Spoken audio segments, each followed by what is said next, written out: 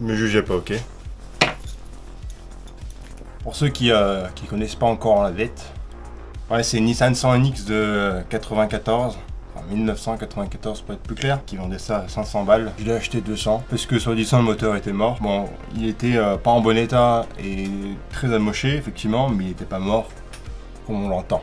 Pour ceux qui connaissent déjà la voiture, vous pouvez avancer. Pour vous la faire courte, j'ai changé le moteur, rabaissé la voiture, changé tous les cylindres blocs de la voiture, les triangles, tout est neuf. Toutes les rotules, les bras de suspension, tout. Il y a juste la peinture qui est éclatée au sol. Malheureusement, c'est pas dans mes compétences. On va se retrouver sous le capot de cette bagnole, histoire de vous montrer un petit peu ce que j'ai fait depuis la dernière vidéo.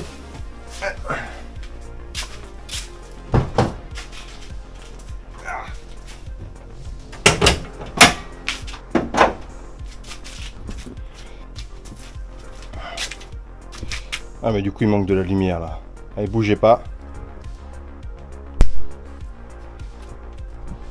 Mieux hein. Alors, qu'est-ce qui a été fait depuis la dernière fois? Déjà, j'ai fait une admission sur mesure.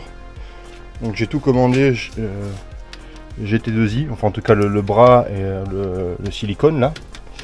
Vous avez tous reconnu le fameux filtre à air Carter Cash, 16,99 €. Quelques modifications ont été faites après le roulage de cette voiture. Notamment, j'avais pas fait des récupérateurs d'huile parce que j'avais tout foutu en l'air, parce que je me suis dit que c'était pas forcément important dans l'urgence.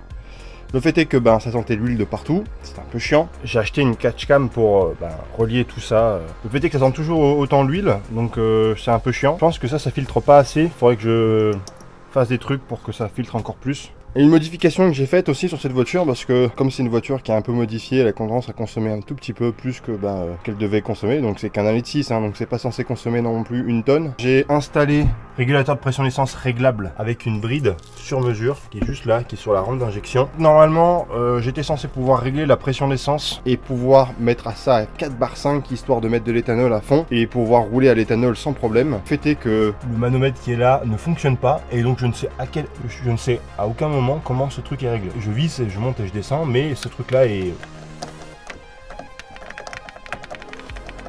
Voilà, rien qu'au bruit déjà, ça vous peut donner une idée sur la qualité du bousin. Et j'ai même remarqué que... Non, c'est de l'huile, c'est l'huile du mano qui coule par le machin, c'est super, impeccable. Donc cette voiture mécaniquement elle est terminée, j'ai pas de surchauffe, j'ai pas de fuite, il faudrait faire des modifications, mais rien qui nécessite une urgence absolue. Style ce cône Carter Cash, il est rincé, tu vois, il tourne sur lui-même. Et en fait il y a de l'air qui ça siffle en fait quand on accélère dans le vide, donc c'est pas... Ça a un bruit, c'est quand même mieux qu'une admission standard, mais c'est pas exceptionnel quoi. Le manomètre, faut que je trouve un remplacement parce que je sais pas ce que je règle, donc c'est un peu chiant. Donc cette voiture pourrait rouler, alors elle ne roule pas parce qu'elle n'a pas passé le contrôle technique pour une merde, l'essuie-glace arrière. Donc la décision fut radicale, l'essuie-glace arrière fut enlevée tout simplement. Petite impression en 3D, blanc, on voit même pas la différence. Voilà, dans le trou de l'essuie-glace, ça rentre nickel. Il reste plus qu'à nettoyer, coller et rendre le truc un peu propre parce que je sais pas si vous allez voir, mais bon, c'est pas exceptionnellement propre quoi. Bon, je mets du scotch parce que comme le truc n'est pas collé, c'est pas étanche. Et comme on a pris des pluies dernièrement, moi mon objectif c'était de rendre cette voiture mécaniquement propre et irréprochable, et la rendre un peu plus performante qu'à ses débuts. Et pour l'instant c'est objectif réussi. Par contre, esthétiquement parlant, il y a des trucs qui vont pas, hein. Vous voyez, il y a des taches de partout sur la carrosserie parce qu'en fait la carrosserie, il n'y a plus de vernis, la peinture fait éponge et ça la salit quoi. Ça ne va pas du tout. Alors l'intérieur il est nickel parce qu'il a été repeint.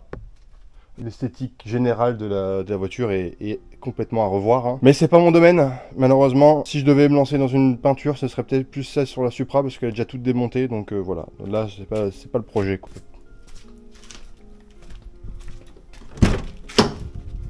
Putain, mais on n'y voit rien non plus ici. Là. Donc depuis, vous voyez, il y a le volant tulipé Quick Release qui a été installé. Donc ça, pas de changement depuis. Il y a plein de choses qui ont été améliorées, notamment au niveau des rangements. On a été acheter à la casse des trucs neufs, histoire que l'intérieur soit physiquement propre, pas esthétiquement, physiquement propre. Juste le poste radio qui va être changé, parce que là c'est un poste radio tuné tout de merde. Et j'ai vu un super tuto sur TikTok pour prendre le poste radio d'origine et faire un truc Bluetooth, donc c'est ce qui va être fait. carrément. Et comme ça, on va pouvoir remettre celui d'origine, ce sera nettement plus classe. Donc je sais pas si vous avez, vous souvenez de devant là un instant, mais tout était gris et là tout est noir. On a tout repeint, on a tout refait. Là ce que vous voyez par terre là, c'est des supports de targa, donc des toits ouvrants qu'on a au-dessus de ma tête là, qui sont faits, qu'on a fait sur mesure. On a eu des défauts de fabrication, je vous montrerai ça. Soi-disant Mondial Tissu qui nous vend du tissu qui résiste au soleil et tout, simili Alcantara et je sais pas quoi. Mais couilles en ski, je vous montrerai l'état.